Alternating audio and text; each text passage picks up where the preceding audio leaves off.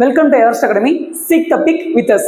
நம்ம தமிழ் இலக்கணம் சீரிஸ் பார்த்துட்டு இருக்கோம். அதுல அறநூல்கள் தொடர்பான செய்திகள் பார்த்துட்டு இருக்கோம். அதுல நாலடியார் நான்மணி கடிகளாம் முடிச்சாச்சு.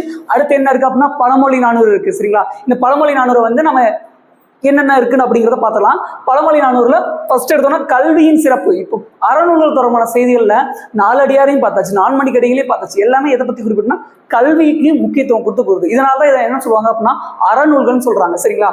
இப்போ இதுல என்ன கொடுத்துருக்காங்க பாருங்க. கல்வியின் சிறப்புல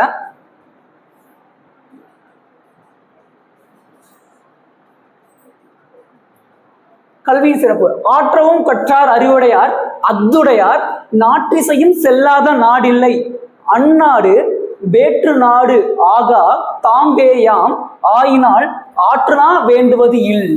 ஆற்றுனா வேண்டுவதில். பழமொழி 400 பேர் வச்சது எதுக்காக அப்படின்னா ஒவ்வொரு பாடலோட கடைசி வரியில வந்து எப்பயுமே வந்து என்ன இருக்கும் அப்படின்னா ஒரு பழமொழி இருக்கும். அதனாலதான் இதுக்கு பேர் என்ன வந்திருக்கு அப்படின்னா பழமொழி 400 அப்படின்னு பேர் பெற்றிருக்கு. இதுல என்ன கொடுத்துருக்காங்க அப்படின்னா ஆற்றவும் கற்றார் அறிவுடையார், கற்க வேண்டிய நூல்களை நிறைவாக கற்றவர் அறிவுடையவர் ஆவார். அத்துடையார் நாற்றிசை செல்லாத நாடில்லை, அவருடைய புகழ் 4 திசைகளிலும் பரவும். அதான் நாற்றிசை 4 திசைகளிலும் பரவும். அந்நாடு வேற்று நாடாக ஆகா, அதாவது அந்த நாடெல்லாம் 4 திசைக்கு போனாலும் அவங்க புகழ் பரவி இருக்கிறதுனால அந்த நாடு அவங்களுக்கு மட்டும் வேற்று நாடா இருக்காது. அது வந்து அவங்களோட நாடா தான் கருதுவாங்க. ஏன்னா அவங்க இருக்கிறவங்க ஒரு கல்வி பெற்றவர்கள் ரொம்ப நல்லா உபசரிப்பாங்க அப்படிங்கிறதா இதோட பொருள். சரிங்களா? தாம்பேயாம் அவங்களுக்கே உரிமையா மாறிடும். ஆயினால் ஆற்றுனா வேண்டுவதில். இந்த மாதிரி புகழ் பெற்றவங்க இன்னொரு ஊருக்கு போனாங்க அப்படின்னா அவங்களுக்கு கட்டுச்சோறு வேணுமா அப்படின்னு கேட்டா கிடையாது. ஏன்னா அவங்களோட புகழே வந்து அங்க சொல்லியிருக்கும். இவங்க இவ்வளவு பெரிய கல்வியில சிறந்து விளங்குறவங்க, இவங்களுக்கு நம்ம உபசரிக்கணும்னு சொல்லி அங்க இருக்கிற எல்லா மக்களுக்கும் தெரியும். அப்படிங்கிறதுனால அங்க இருக்கிற அரசருக்கு தெரியும். அப்படிங்கிறதுனால இந்த பழமொழி 400ல என்ன சொல்லியிருக்காங்க அப்படின்னா ஆற்றுனா வேண்டுவது இல், கற்றவனுக்கு கட்டுச்சோறு வேண்டா அப்படிங்கிற பழமொழியே சொல்லியிருக்கு. ஓகேங்களா? இதுதான் வந்து அதுதான் என்ன சொல்லியிருக்காங்க அப்படின்னா எனவே அந்நாடுகளுக்கு செல்லும் போது வழிநடை உணவை அவர்கள் எடுத்து செல்ல தேவையில்லைன்னு சொல்லியிருக்காங்க. இதுதான் இதோட கன்க்ளூஷன். அடுத்து சொல் பொருள் பார்த்தலாம். ஆற்றவும்னா நிறைவாக, ஆற்றவும் அப்படின்னா நிறைவாக. நாற்றிசை அப்படின்னா 4+ திசை. இந்த நாற்றிசை எப்படி 4+ திசையா மாறுச்சு அப்படின்னா இந்த 4 இப்போ மூன்றினம்ங்கிறது எப்படி மாறினா 3+ இனம். சரிங்களா? ஈராண்டு 2+ ஆண்டு. அப்போ என்னன்னா இந்த மாதிரியான எண்ணு பெயர்கள் வரும்போது எண்ணு பெயர்கள் முழுமை பெறும். இப்போ நாற்றிசை அப்படிங்கிறது எப்படி முழுமை பெறணும் அப்படின்னா 4+ திசைன்னு மாறணும். இதுவே மூன்றினம் அப்படின்னு இருக்கா, மூன்றினம் அப்படிங்கிறது எப்படி மாறும் அப்படின்னா 3+ இனமும் மாறும். ஓரறிவு, ஓர்+ அறிவா, இந்த மாதிரி எல்லாமே வந்து அதே மாதிரி தான். எண்ணு பெயர்கள் வந்தாலே எண்ணு பெயர்கள் முழுமை பெற்றணும். முழுமை பெற்றதுக்கு அப்புறம் தான் வந்து அடுத்த வறுமொழி வரும். அவ்வளவுதான். இது வந்து கான்செப்ட். அடுத்து தாம்பேயாம் தம்முடைய நாடுகளே. தாம்பேயாம் அப்படின்னா தம்முடைய நாடுகளே. ஆற்றுனா அரு+ உணா. ஆற்றுனா எப்படி பிரிச்சிருக்கோம் அப்படின்னா அரு+ உணான்னு பிரிச்சிருக்கோம். அடுத்து வந்து ஆறு அப்படின்னா வழி, உணா அப்படின்னா உணவு, வழிநடை உணவுன்னு சொல்லுவாங்க.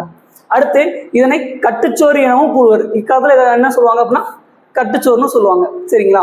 அததான் சொல்லியிருக்காங்க கற்றவனுக்கு கட்டுச்சோறு வேண்டாம் அப்படிங்கிறது. ஆசிரியர் குறிப்பு. இந்நூலின் ஆசிரியர் 3உரை அரையனார். 3உரை என்பது ஊர் பெயர். நான்மணி கடியில என்ன பார்த்தோம்? விளம்பி நாகனாருங்கிறது வந்து விளம்பிங்கிறது ஊர் பெயர்னு பார்த்தோமா, இங்க 3உரைங்கிறது ஊர் பெயர். அவ்வளவுதான். இந்த மாதிரி முன்னாடி படிச்சதை பின்னாடி படிக்கும் போது அதோட கொகிரன் பண்ணிக்கோங்க. அப்போ வந்து இதுக்கும் அதுக்கும் குழப்பம் வராது. அதுக்கப்புறம் வந்து அரையன் என்னும் சொல் அரசனை குறிக்கும். இவர் 3உரை என்ற ஊரை ஆண்ட அரசனாக இருக்கலாம். 3உரைங்கிற ஊரை ஆண்ட அரசனாக இருக்கலாம். ஏன்னா அரையன் என்பது அரசனை குறிக்கும் அப்படிங்கிறனால. சரிங்களா? அல்லது அரையன் என்பது புலவரின் குடிப்பெயராகவும் இருக்கலாம். இதே ஸ்டேட்மெண்ட் அப்படியே தூக்கி உங்களுக்கு கொஸ்டினா கேட்டாலும் கேட்கலாம்.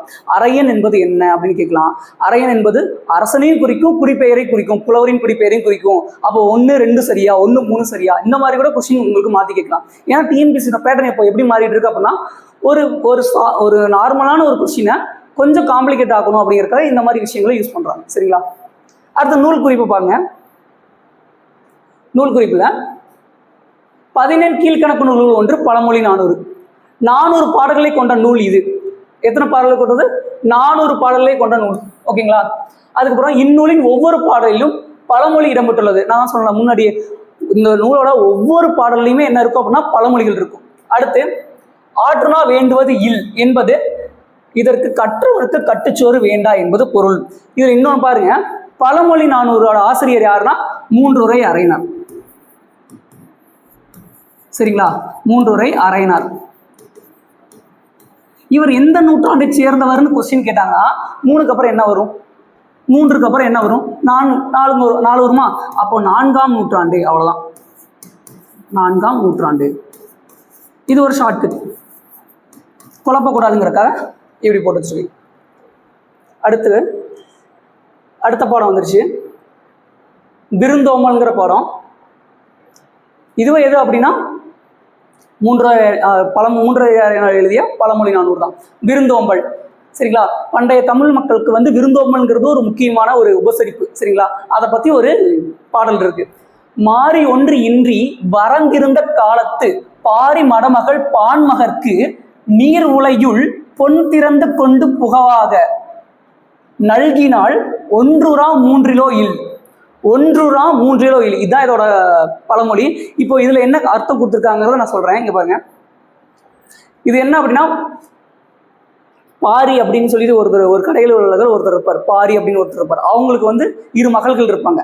அவங்களோட கொடைத்தன்மையை தான் இதுல கூறியிருக்காங்க. சரிங்களா, இப்போ மாறி அப்படின்னா என்ன, மாறி அப்படின்னா மலை, வறந்திருந்தனா வறண்டிருந்த, புகவாக உணவாக, மடமகள்னா இளமகள், இது ரொம்ப முக்கியம். மடமகள் அப்படின்னா இளமகள், நல்கினான் அப்படின்னா கொடுத்தாள், மூன்றில் அப்படின்னா வீட்டின் முன்னிடம், மூன்றில் அப்படின்னா வீட்டின் முன்னிடம், முன்னிடம்னா திண்ணையை குறிக்கும், இங்கு வீட்டை குறிக்கிறது. சரிங்களா, இது கூட ரொம்ப முக்கியம் தான், வீட்டின் திண்ணையை குறிக்கும், ஆனா இங்க என்ன குறிக்கிறோம், வீட்டை குறிக்கிறது. ஓகேங்களா, மழையின்றி வறட்சி நிலவிய காலத்தில் பாரி மகளிரான, பாரிக்கு 2 பெண்கள் இருக்காங்க, ஒன்று அங்கவை இன்னொன்று சங்கவை. சரிங்களா, ஆகியோரிடம் பாணர்கள் இறந்து நின்றனர். பாணர்கள்னா யாருன்னா கூத்து கட்டுறவங்க, அதாவது பாடல்கள் பாடி பிறரை மகிழ்விப்பவர்களை என்ன சொல்லுவாங்க அப்படின்னா பாணர்கள்னு சொல்லுவாங்க. சரிங்களா, விரலியர்னா நாட்டிய ஆடம் வர்றவங்க. இதெல்லாம் ரொம்ப தெரிஞ்சுக்கங்க. பாணர்கள்னா யாரு, விரலியர்னா யாரு, இதெல்லாம் ரொம்ப பேசிக். சரிங்களா, பாரி மகளிர் உலை நீரில் பொன்னிட்டு அவர்களுக்கு தந்தனர், உலை நீரில் பொன்னிட்டு அவர்களுக்கு தந்தனர், அதனால் பொருள் ஏதும் இல்லாத வீடு எதுவும் இல்லை என்பதை அறியலாம். அதாவது உங்கள்கிட்ட வறுமையான ஒரு நிலைமை, அதாவது மழையே இல்லாம வறண்டிருந்த காலத்துலையும் நம்ம வந்து ஒருத்தர் நம்மகிட்ட இருந்து ஏதாச்சும் வேணும்னு கேட்குறாங்க அப்படின்னா நம்ம வந்து திருப்பி கொடுக்குற அளவுக்கு நம்ம வீட்டில் ஏதாச்சும் ஒன்று இருக்கும், அந்த பொருளை வச்சு நம்ம அவங்களுக்கு திருப்பி செய்யணும் அப்படிங்கிறத இந்த பாடல் குறிப்பிடுது. பாருங்க, பொருள் ஏதும் இல்லாத வீடுங்கிறதே ஒன்று கிடையாது, நம்ம கொடுக்குறதுக்கு ஏதாச்சும் ஒன்று நம்ம வச்சிருப்போம், அது மூலமா அவங்களுக்கு நம்ம வந்து உதவி செய்யணும் அப்படிங்கிறதான் இந்த ஸ்டேட்மெண்ட்ல கொடுத்துருக்காங்க. இப்பாடலில் இடம்பெற்றுள்ள பழமொழி ஒன்றுரா மூன்றுரா இல் என்பதாகும். ஒன்றுமில்லாத வீடு எதுவும் இல்லை. புரிஞ்சுங்களா, ஒன்றுமில்லாத வீடு எதுவும் இல்லை. அங்க என்ன சொன்னாங்க அப்படின்னா கற்றவனுக்கு கட்டுச்சோறு வேண்டாம், இங்க வந்து ஒன்றுமில்லாத வீடு என்பது இல்லை அப்படின்னு சொல்லியிருக்காங்க. பழமொழி நானூறு நூலின் ஆசிரியர் மூன்றுரை அரையனார். இவர் கிபி 4ஆம் நூற்றாண்டை சேர்ந்தவர். மூன்றுரை அரையனார்னா 3க்கு அப்புறம் அடுத்த நம்பர் என்ன 4, 4ஆம் நூற்றாண்டுல பிறந்திருப்பார். அப்போ பழமொழி நானூறு நூலின் கடவுள் வாழ்த்து பாடல் மூலம் இவர் சமண சமயத்தை சார்ந்தவர். அறநூல்கள், அதாவது சங்கம் மருவிய காலத்துல வந்து எழுதிய எல்லா நூல்களுமே வந்து சமணம் பௌத்தம் இந்த மாதிரியான நூல்கள் தான் அதிகமா இருக்கும். ஏன்னா இதெல்லாமே வந்து களப்பிரர்கள் காலம்னாலே சமணத்துக்கும் பௌத்தத்துக்கும் நிறைய முக்கியத்துவம் கொடுத்துருப்பாங்க, முக்கியமா சமணத்துக்கு கொடுத்துருவாங்க. பழமொழி நானூறு 14 கீழ்கணக்கு நூல்கள் ஒன்று. இது 400 பாடல்களை கொண்டது. ஒவ்வொரு பாடலின் இறுதியிலும் ஒரு பழமொழி இடம்பெற்றிருக்கும். இதனால் பழமொழி நானூறு என்னும் பெயர் பெற்றது. அவ்வளவுதான். சரிங்களா, அடுத்து சரியான விடையை தேர்ந்தெடுத்து எழுத பார்க்கலாம். மரம் வளர்த்தால் டேஷ் பெறலாம், மாறி பெறலாம். இந்த மாறிக்கு மாத்தி போட்டுறாதீங்க. நீர் உலையுள், நீர் உலையில், இது எப்படி பிரிக்கலாம் பாருங்க. இந்த ரூவை தான் பிரிக்க போறோமா, லையில். ஓகே, இப்போ இது எப்படி பிரிக்கலாம், இரு பிளஸ் உ அப்படிதானே பிரிப்போம். அப்போ வருமொழி என்னவா மாறிடும் அப்படின்னா உலையில்னு மாறிடுமா. இது எங்கிட்டு போகும், இந்த பக்கம் வந்துருமா, நீர் பிளஸ் உலையில். அப்போ நீர் உலையில் இருக்கான்னு பாருங்க, நீர் பிளஸ் உலையில். அவ்வளவுதான். எப்படி பிரிஞ்சிருக்குன்னு தெரிஞ்சுச்சுங்களா. இது வந்து இயல்பு புணர்ச்சி தான். அடுத்து வந்து மாறி ஒன்று, மாறி பிளஸ் ஒன்று, இதனை சேர்த்தல் கிடைப்பது. இது எப்படி சேர்த்தல் முடியும்னு பாருங்களே. இப்போ